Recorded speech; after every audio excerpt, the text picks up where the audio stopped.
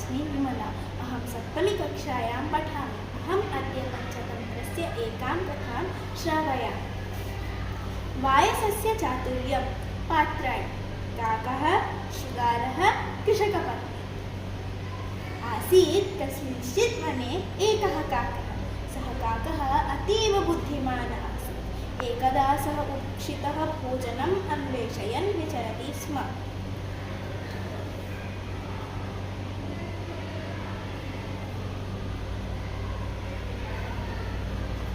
अथ सः एकं ग्रामम् अगच्छत्। तत्र एकस्य गृहस्य बहिः कृषकपत्नी भोजनं पचन्ती आसीत्।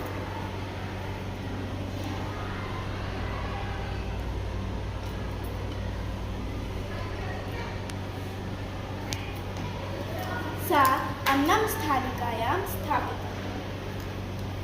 कृषकः क्षेत्रं गतः आसीत्। काकः तां स्थालिकां दृष्ट्वा चिन्तितवान्, अहो, एतत् भोजनं यदि लभेयं तर्हि मम क्षुधा शान्ता भवेत्।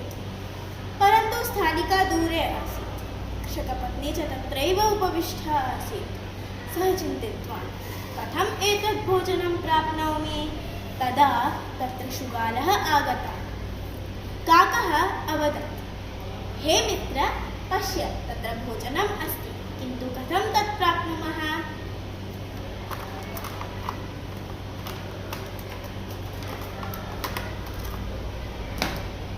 शृगालः आगच्छत्। उभौ अन्नं पश्यतः।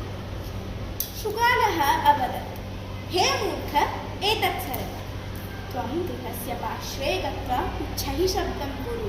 कृषकपत्नी त्वां निवारयन्तु गच्छेत्। अहं भोजनं चोरयिष्यामि। काकः अवदत्, न, इयं युक्तिः न उत्तमा, ममापि एका युक्तिः अस्ति। ततः काकः कृषकस्य क्षेत्रं गतः आसीत्। तत्र कृषकस्य वस्त्रं पतितम् आसीत्। सः स्वमुखेन गृहीत्वा गृहस्य समीपे वृक्षः उपविष्टः।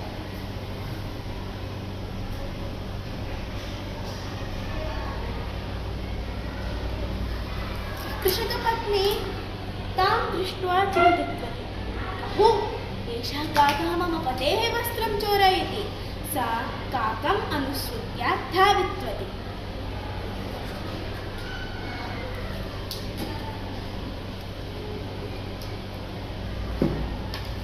तदा शृगालः धावित्वा भोजनं चोरयितुम् उद्यत।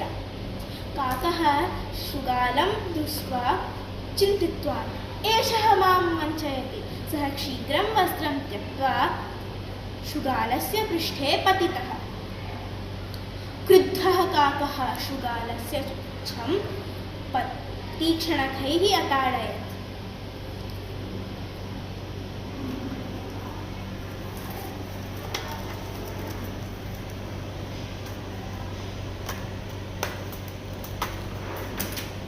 शृगालः भयेन चीत्कृत्य पलायित।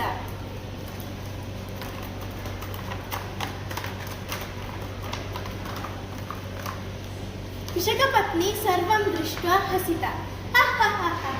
कीदृशः चतुरः काकः! सा प्रसन्ना भूत्वा भोजनस्य किञ्चित् अंशं काकाय अददात्।